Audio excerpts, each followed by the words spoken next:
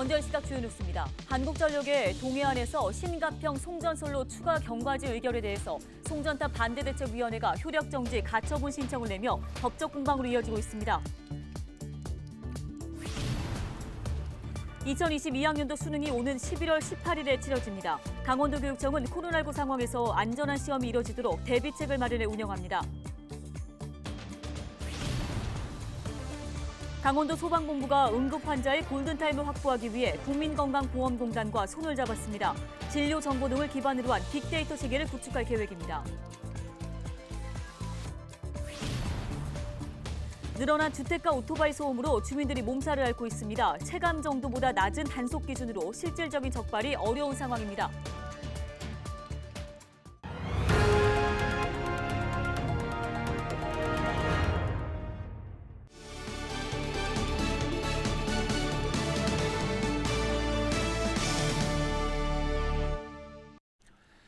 여러분 안녕하십니까? 헬로티비 뉴스입니다.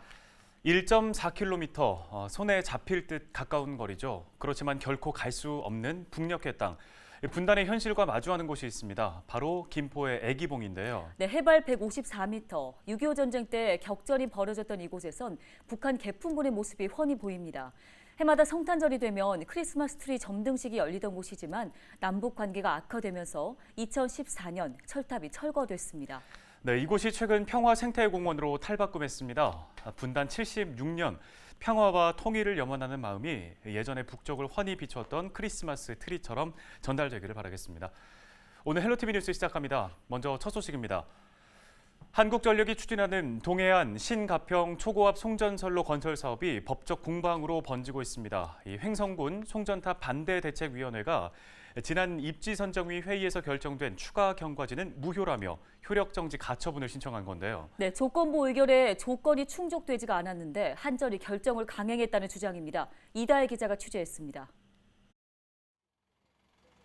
횡성군 송전탑 반대대책위원회와 횡성군 의회가 8일 법원을 찾았습니다. 한국전력의 동해안 신가평 송전선로 추가 경과지 결정 무효 확인과 효력 정지 가처분 신청을 위해서입니다.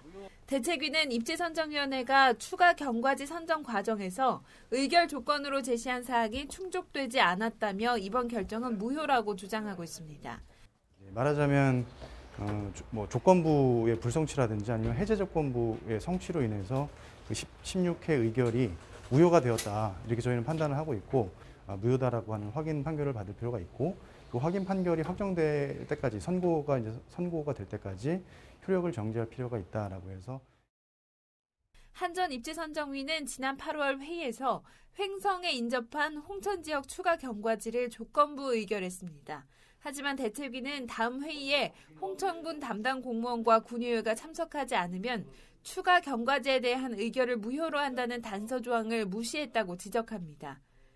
추가 경과대역이 내려오면은 1,300가구 정도가 피해를 입고 먼저 그 경과지역으로 결정되면 한 800가구, 한 400몇 가구가 차이가 나죠. 그 피해 주민이. 횡성 쪽에 쏠린 추가 경과지 결정으로 주민 피해가 우려되지만 한전 측은 법리 검토를 받아 결정한 만큼 철회할 수 없다는 입장을 고수하고 있습니다. 가처분 신청의 결과가 나오기까지는 보통 2주 정도 소요됩니다.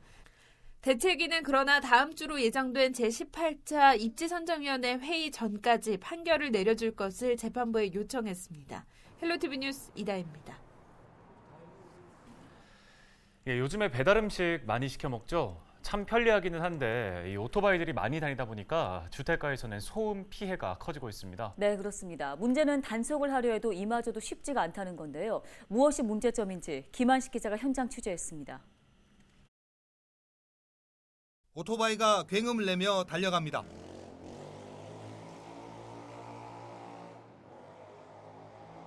시도 때도 없는 오토바이 굉음은 일상이 됐습니다. 너무 시끄러워요. 시합을 하는 건지 방방 소리가 새벽도 없어요. 이처럼 시민 불편이 늘면서 지난 1일 경찰과 지자체, 교통안전공단 합동 단속이 실시됐습니다. 단속 결과 모두 18건의 위반 사례가 적발됐습니다. 하지만 소음 관련 단속은 단 한 건에 그쳤습니다. 오토바이 소음은 105데시벨 이상일 때만 단속 가능하기 때문입니다. 현재 소음으로 인한 단속 기준은 105데시벨 초과로 단속 기준이 시민들이 체감하는 소리보다 너무 높게 규정되어 있어 경찰청에서 환경부로 단속 기준 강화를 요청하여 부산경찰청 자료에 따르면 올해 5월 이륜차 등록 대수는 지난해 같은 기간 대비 2.6% 증가한 13만 7천여 대로 나타났습니다. 경찰은 오토바이를 이용해 배달을 할 때 신속보다는 안전을 챙기고 시민들에게는 배달 시간이 약간 늦더라도 안전을 위해 기다려줄 것을 당부했습니다. 헬로티비 뉴스 김한식입니다. 강원도 소방본부와 국민건강보험공단이 응급 환자의 골든타임 확보를 위한 빅데이터 구축에 협력하기로 했습니다. 이에 따라 진료 현황이나 119 출동 정보 등의 빅데이터를 기반으로 구급 수요를 예측해 사전에 출동할 수 있는 체계를 구축합니다. 강원도는 지난 2019년 전국 지자체 중 인구 10만 명당 급성 심정지 환자 발생률 1위를 기록했습니다. 삼척시가 오는 12월 10일까지 관내 다중이용시설에 대해 라돈 농도 실태 조사를 추진합니다. 조사 대상은 42곳으로 시청과 읍면동 행정복지센터, 어린이집과 경로당 등입니다. 측정 결과 현행법상 실내 공기질 권고 기준 이상인 경우 시설 개선 조사를 추가로 시행해 저감 조치를 취할 방침입니다.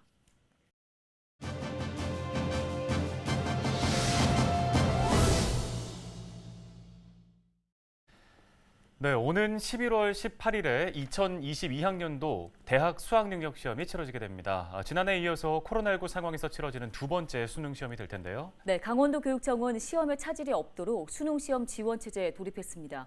강원도교육청 강승구 장학사를 전화 연결해 보겠습니다.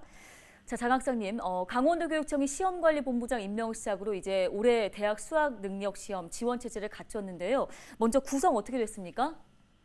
네, 올해 수능은 이제 11월 18일 날 진행되는데요. 그에 맞추어서 강원도도 춘천, 원주, 강릉, 속초, 양양, 삼척, 태백, 동해 총 7개 시험지구 교육지원청 교육장과 51개의 시험장 학교장에 시험관리본부장 임명장을 수여함으로써 본격적으로 이제 수능 시험 대비하여서 수능 지원 체제에 돌입을 하였습니다. 네, 이 수능 시험의 차질 없는 진행을 위한 준비 일정에 대해서도 말씀 부탁드리겠습니다. 네, 우선 10월 5일부터 시험장 학교 자체 점검을 시작으로 해서 10월 12일부터 15일 2단계 시험지구 및 시험지역 교육지원청에서 시험장을 점검하고요. 그다음에 10월 18일부터 27일까지 도교육청에서 51개 시험장 학교에 수능 준비사항, 방송시설, 방역 등을 점검을 합니다.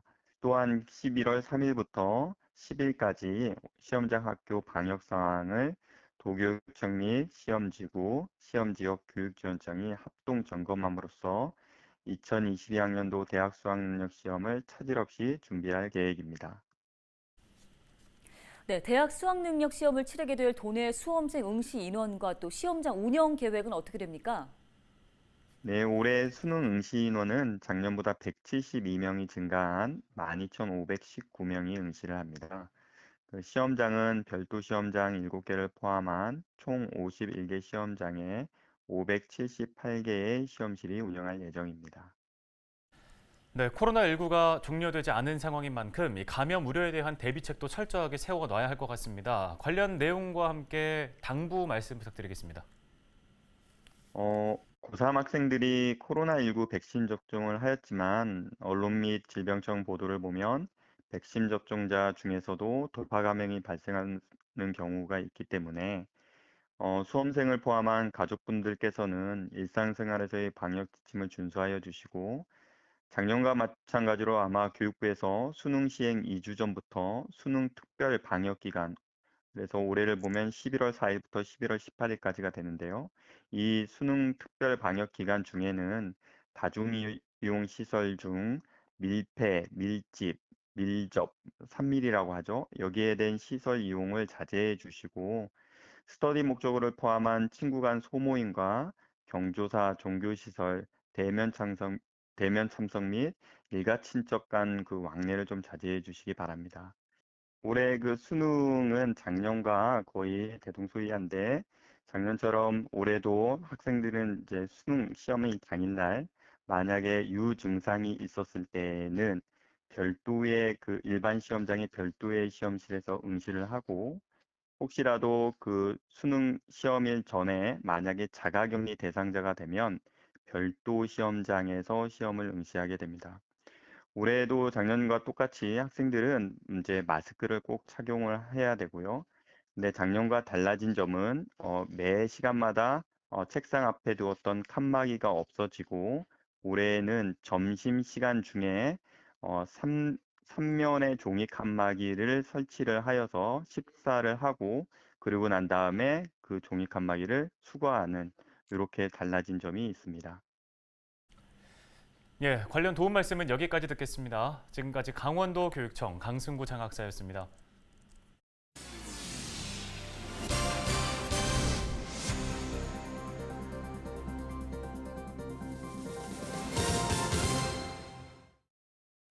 다음 소식입니다. 속초시의회 김명길 의원이 대한생활체육회 초대 부총재에 추대됐습니다.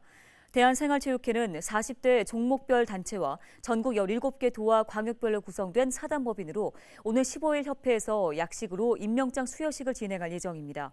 생활체육회는 앞으로 스포츠클럽 활동 지원과 2022년 전국 생활체육대전, 세계 동계생활체육대회를 추진하고 있습니다. 춘천 전략 작목 중의 하나인 허니원 멜론 생산단지가 농촌진흥청이 선정한 최고의 품질 농산물 단지로 선정됐습니다. 전국 22개 신청단지 중 선정된 춘천 한의원 멜론 생산단지는 생산 농가 조직화와 멘토멘티를 통한 재배 기술력 상향 평준화, 품질 관리 표준화 추진이 높은 평가를 받았습니다. 특히 일반 멜론보다 당도가 높고 후숙 과정을 거치지 않아도 돼 재배 시작 6년 만에 해외 주문이 들어오고 재배 면적도 16.8헥타르로 증가했습니다. 동해시가 오늘 12일부터 어르신 독감 예방 접종에 나섭니다.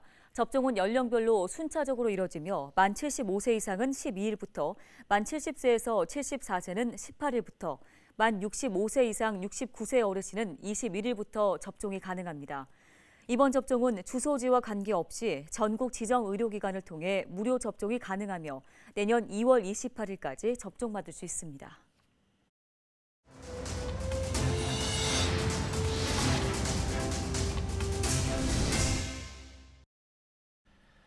춘천 시민 10명 중 8명은 재정 운용에 대해 보통 이상이라고 생각하고 있는 것으로 나타났습니다. 춘천시는 지난 8월 13일부터 2주 동안 시민 700여 명을 대상으로 재정 운용을 평가했는데요. 특히 법정 문화도시 지정과 국제 꼭두극 연맹 총회 유치, 문화예술 분야의 경쟁력 확대를 가장 높은 성과로 꼽았습니다. 이와 함께 내년 중점 추진 분야로는 미세먼지와 쓰레기 저감 등 지속 가능한 도시 구현을 꼽았습니다. 삼척시가 지역 인재 양성을 위해 내년 1월 육상팀을 창단합니다. 이번에 창단하는 육상팀은 지난 2004년 창단한 삼척시청 핸드볼팀에 이은 두 번째 직장 운동 경기부로 신임 감독을 공개 채용할 예정입니다. 시는 관내에서 육성한 선수 유입을 통한 진로 기회를 제공하고 지역의 인재 외부 유출을 방지할 수 있을 것으로 기대하고 있습니다. 홍천에서 수정란 이식으로 생산해 출하한 한우 한 마리 가격이 2천만 원을 기록했습니다. 홍천군은 남면 시동리의 농장에서 출하된 한우 등급 판정 결과 무게가 1,170kg을 기록했다고 밝혔습니다. 또 경락 가격이 1,911만 원에 결정돼 유통업체에서 지급하는 등급 장려금 등을 포함하면 수취가가 2천만 원 이상이라고 전했습니다. 홍천군은 9년 전부터 한우 마스코트 지원 사업을 통해 혈통이 개량된 우량 암소에서 생산된 거새우로 수정란 이식 사업을 추진하고 있습니다. 양구군이 16일 오후 2시부터 고교 1, 2학년 학부모를 대상으로 2023년 대입제도 설명회를 개최합니다. 데이터로 말하는 입시 돋보기를 주제로 열리는 설명회에는 2023학년도 최신 입시 정보와 이를 위한 전략 등이 공개됩니다. 양구군은 코로나19 예방을 위해 선착순으로 참석자 50명을 접수하며 신청은 양구군 홈페이지를 통해 할 수 있습니다. 헬로티비 뉴스, 저희가 준비한 소식 여기까지입니다. 네, 여러분 고맙습니다.